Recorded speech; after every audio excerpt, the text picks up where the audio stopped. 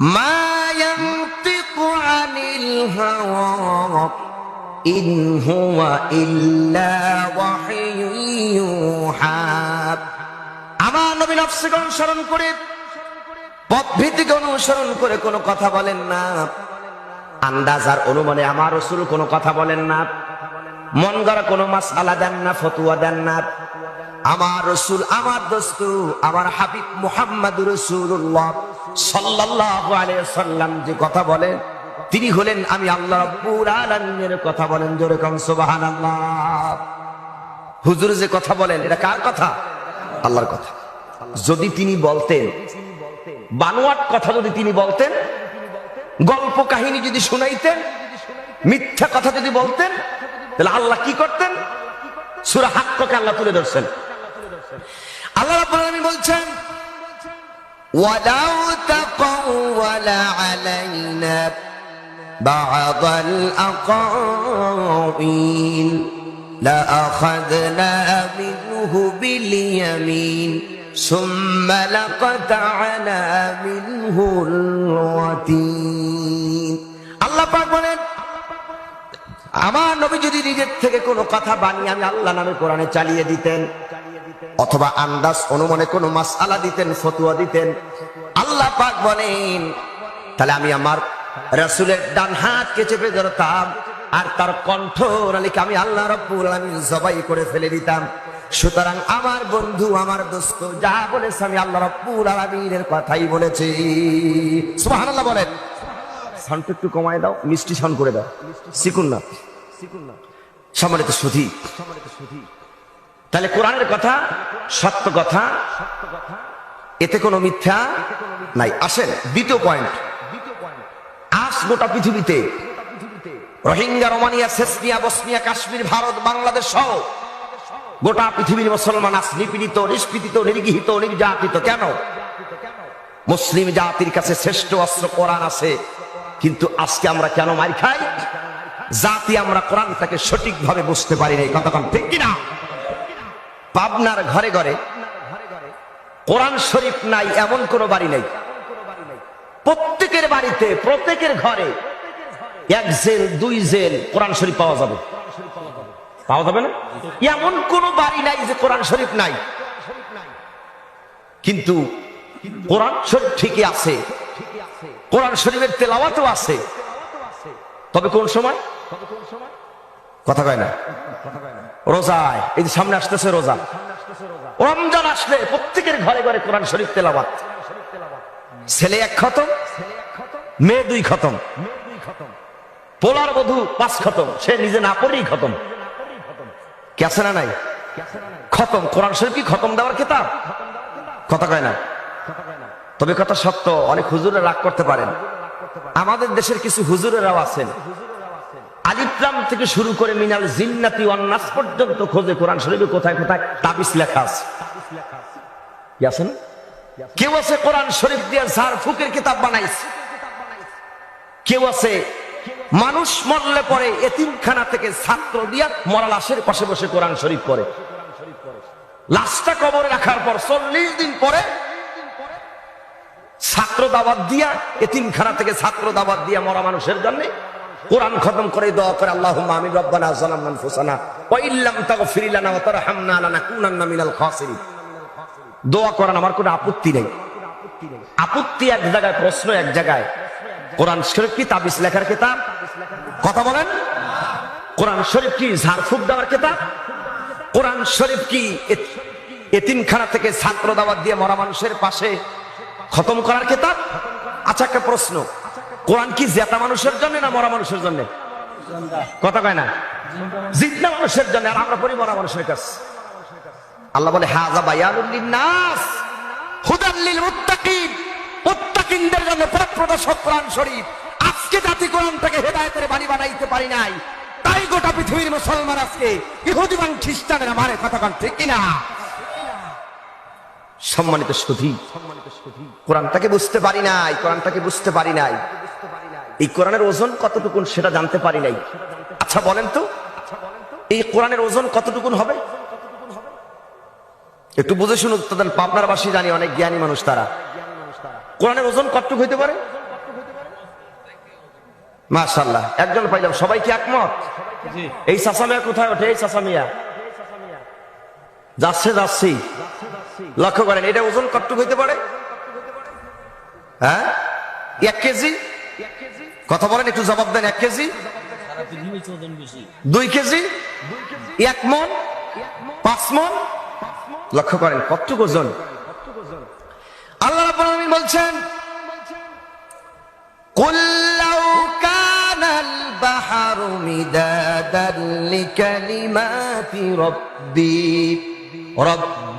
লানাফিদাল বাহরু ক্বাবলা আন তানফাদা কালিমাতু রব্বি ওয়ালাউ জিনা বিমিসলিহি মাদাদা।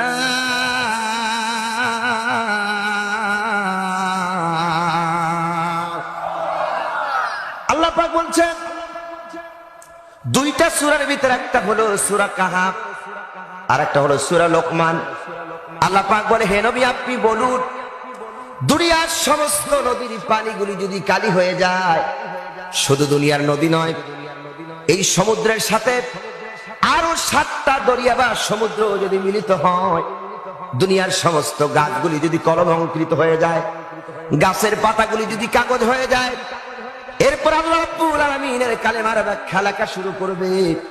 মুকাদ্দামের ভিতরে, ইন্ট্রোডাকশনের ভিতরে, ভূমিকার ভিতরে দুনিয়ার সমস্ত নদীর পানি শেষ হয়ে যাবে, কিন্তু আল্লাহ রাব্বুল আলামিনের কালেমার ব্যাখ্যা লেখা শেষ হবে না। তাহলে ওজন কতটুকু এখন বোঝেন? ওজন কতটুকু এখন বোঝেন? দুনিয়ার সমস্ত নদীর পানি যদি কালি হয়, গাছগুলো যদি কলম হয়, পৃথিবীতে কত গাছ আছে গুনতে পারবেন? সমুদ্রে কত পানি আছে মাপতে পারবেন? কি কালি!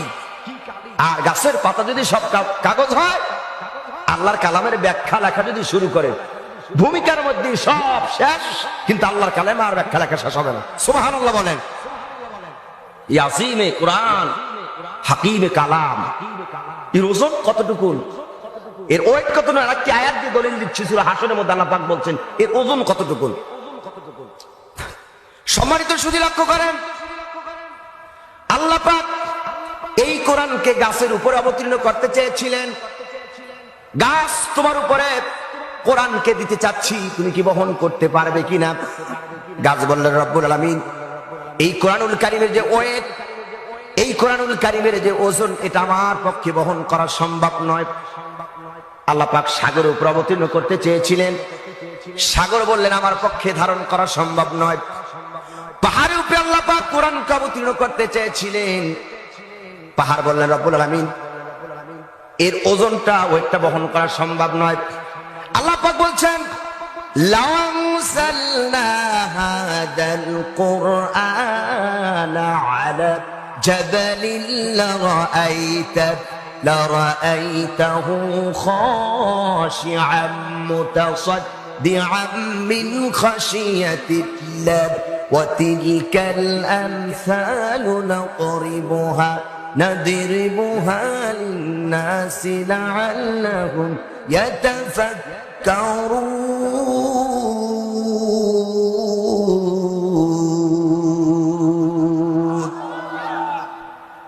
হে রাসূল, এই কোরআন পাহাড়ের উপর অবতীর্ণ করতাম, আল্লাহর ভয়ে পুরা পাহাড়টা গলে গলে খসে খসে পড়ে যেত। জোরে কান সুবহানাল্লাহ। সুতরাং এই কোরআন গাছ নিতে রাজি হয় নাই, সাগর বহন করতে রাজি হয় নাই, পাহাড় বহন করতে রাজি হয় নাই। শুধুমাত্র কেবলমাত্র এই কোরআনের ওজন, ওয়েটটাকে বহন করতে সক্ষম হয়েছেন সৃষ্টির শ্রেষ্ঠ আশরাফুল মাখলুকাত, যার নাম মানুষ। আল্লাহু আকবার বলেন। কারা? আমরা। জোরে বলেন, কারা? আমরা। সৃষ্টির শ্রেষ্ঠ আশরাফুল মাখলুকাত আমরাই কোরআনের ওজনটাকে বহন করতে পেরেছি। তবে মজার ব্যাপার দেখেন, মজার ব্যাপার দেখেন, পৃথিবীতে কত শিক্ষিত মানুষ আছে, এমএ পাস, মাস্টার্স, কামেল পাস, দাওরা পাস আছে না? যারা মাস্টার্স কমপ্লিট করেছেন, এখানে যারা এমএ পাস করেছেন, আমি একটা প্রশ্ন করি, ক্লাস 1 অথবা 2 এর ছোট্ট একটা বই কি আপনারা মুখস্থ করে রাখতে পেরেছেন? বলেন তো পারছেন? ছোট্ট ক্লাস 1 এর বই মুখস্থ করতে পারেন নাই। এমনকি আদার শরীফি বইটাও পুরো মুখস্থ নাই, কি তাই না? কিন্তু এত বড় কোরআন, বিশ্বময় লক্ষ লক্ষ কোটি কোটি হাফেজ কোরআন আছে, কতক্ষণ ঠিক কিনা? গোটা পৃথিবীতে এত বড় কোরআন 8 মাস 9 মাসে ছোট্ট ছোট্ট সোনামণিরা মুখস্থ করে ফেলেছে। আল্লাহু আকবার বলেন, আল্লাহু আকবার।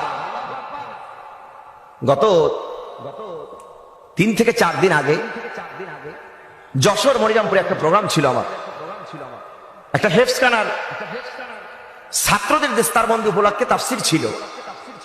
ওই প্রোগ্রাম আমি অ্যাটেন্ড করলাম। ঠিক 8 বছরের একটা ছেলে 30 পারা কোরআনের হাফেজ হয়েছে।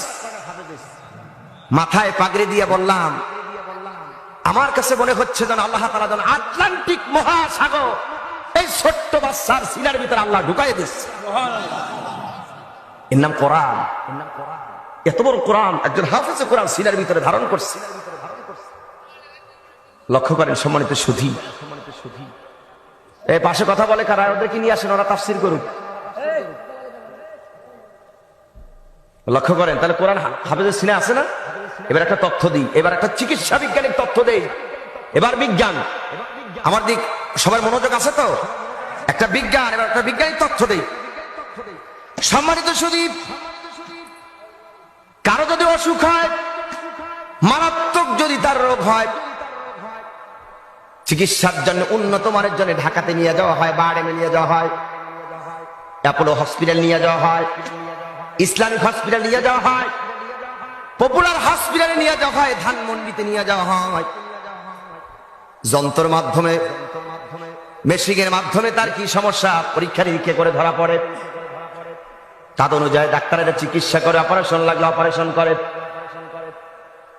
কিন্তু একজন হাফেজে কোরআন 30 পারা কোরআন যে হাফেজে কোরআন সিনার ভিতরে ধারণ করেছে, এই পৃথিবীর সব চিকিৎসা বিজ্ঞানিক, দার্শনিক, সব চিকিৎসা বিজ্ঞানিকরা যদি একজন হাফেজ কোরআনকে অপারেশন থিয়েটারে মেডিকেলে শোয়া, বুকটারে যদি জনমের সেরা সেরে অপারেশন করে, কোন চিকিৎসা বিজ্ঞানিকের বাবারও ক্ষমতা নাই 30 পারা কোরআন হাফেজে কোরআন সিনার কোথায় লুকায়া রাখছে। আছে ক্ষমতা? কোন চিকিৎসা বিজ্ঞানিকের বাবার ক্ষমতা নাই। হাফেজে কোরআন এত বড় আল্লাহর কালাম কোথায় ধারণ করেছে? সুতরাং এই কোরআন শুনতে এসেছেন, কত নাস্তিক এলো আর গেল, কত মানুষের পরিবর্তন হলো, কত নেতানেত্রীর পরিবর্তন হলো, কত পীর মাশায়েখের পরিবর্তন হলো, কত বক্তা হুজুরের পরিবর্তন হলো। মানুষের পরিবর্তন হবে, নেতানেত্রীর পরিবর্তন হবে, বক্তা হুজুরের পরিবর্তন হবে। আল্লাহর কসম 4000 বছর আগে কোরআন জান্নে অবতীর্ণ হয়েছে, আজও আছে, ইলা ইয়াউমিল কিয়ামা, কিয়ামত পর্যন্ত অবিকাল ওইরকমই কোরআন টিকে থাকবে। কতক্ষণ ঠিক কিনা? অনেক নাস্তিকেরা চায়, মুরতাদেরা চায়, ইহুদি এবং খ্রিস্টানেরা চায় এই জমিন থেকে আল্লাহর কোরআনের আইনকে স্তব্ধ করে দিতে চায়। আল্লাহর কসম করে বলি, যারা আল্লাহর কোরআনের আইনকে স্তব্ধ করতে চায় তাদের জীবন স্তব্ধ হয়ে যাবে, কিন্তু আল্লাহর কোরআনের আইন এই দুনিয়া থেকে স্তব্ধ হবে না। কতক্ষণ ঠিক কিনা? কারণ কোরআনের সুইচ কার হাতে? জোরে বলেন, কার হাতে? আল্লাহ বলছে, ইন্না নাহনু নাযালনা যিকরা ওয়া ইন্না লাহু লাহাফিজুন। কোরআন নাযিল করেছে আমি আল্লাহ, আর সংরক্ষণের দায়িত্ব কার? আল্লাহ। সুইচটা কার হাতে? না দুনিয়ার কোন মানুষের হাতে, কোন হুজুরের হাতে, পিসাবের হাতে, এই যে চেয়ারম্যানের হাতে? চেয়ারম্যানের ক্ষমতা নাই যে কোরআনের আইনকে স্তব্ধ করে দিতে পারবে না। কারণ সুইচটা কার হাতে? আল্লাহর হাতে। লক্ষ্য করে শুধু এখানে ভাল পাচ্ছে না? ভাল কথা বলে, ভাল পাচ্ছে না? ভাল। আচ্ছা, কোন ব্যক্তি যদি 2টা বেতের লাঠি নিয়ে আসা এই ভাল্বের উপরে বাড়ি দেয়, ভাল্ব থেকে কি বিদ্যুৎ চলে যাবে? বরং ভাল্বটা কি হবে? ভাঙে যাবে। কিন্তু এইটারে বাড়ি দিলেন, এইটারে ভাঙতে পারবেন। তারপরে শুরু করবেন ওইটারে, তারপরে শুরু করবেন ওইটারে। 100 যদি বাতি থাকে, আপনি পিটাইয়া